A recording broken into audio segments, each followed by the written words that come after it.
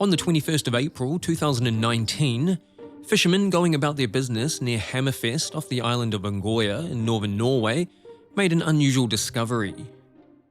Amongst the glistening catch of the day was a white beluga whale. Yet, what caught their eye most was not just the rather friendly creature itself, but the strange contraption affixed to its body, a harness with a camera mount. With a mixture of awe and bewilderment, they realized they had stumbled upon something extraordinary that, for a short time at least, would captivate the world's attention.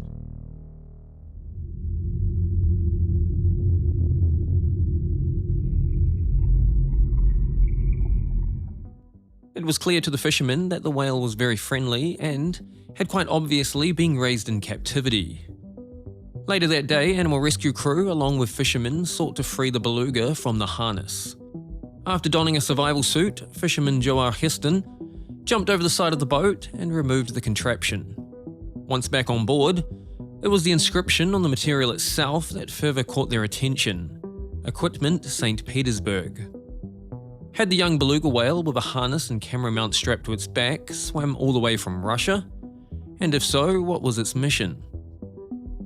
Over the following days, the whale returned to the boats, asking for food, playing fetch, and coming when called, and showing a liking to being scratched around its blowhole. Eventually following a fishing boat back to Hammerfest harbour, it became an instant hit with locals and tourists.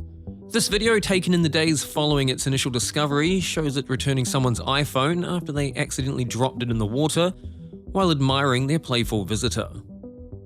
The videos continued to make it onto YouTube, and the whale apparently also was a fan of rugby.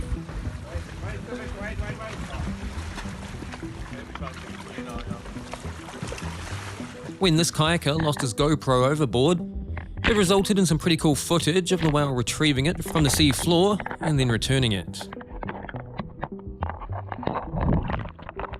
However, it's not every day you find a whale with a harness and camera mount strapped to its back, and speculation as to its origin began circling around the media. Suspect number 1, Russia. But is it really that realistic? Well, as it turns out, yes, and I'll explain why it's possibly the most likely scenario shortly. On the 3rd of May, Norwegian broadcaster NRK announced that the name Hvaldimir was the winner of their public vote to name the whale. A play on the name of Russian President Vladimir Putin, and the word Hval, Norwegian for whale. In response to accusations he belonged to them, Russian military spokesman Colonel Viktor Baronet said, "If we were using this animal for spying, do you think we would attach a mobile phone number with the message, 'Please call this number'?" At face value, he raises a good point, and a Russian marine scientist told a Norwegian colleague that the harness was not the type used by Russian scientists. However, satellite images a month later showed several recently installed whale and dolphin pens at the Russian Northern Fleet submarine base in Olenja Bay, Murmansk Oblast, which is a very swimmable distance from where the whale was first found. Although militarized whales and dolphins might sound far-fetched, the United States and Russia are known to have military cetacean training programs, with the Russians incorporating beluga whales. A 1966 news story threw the Soviets into a panic when it claimed, although not entirely accurately, that the United States military was training kamikaze porpoises to attack Soviet submarines. As a result of that, a 1976 CIA report found that the Soviets were soon training bottlenose dolphins at several facilities of their own. Another CIA report, 2 years later, warned that Soviet dolphins were capable of placing tracking or explosive devices onto the hulls of ships. Here is a US Navy SEAL, although not the type you first think of. Pictured here, one attaches a recovery line to test equipment.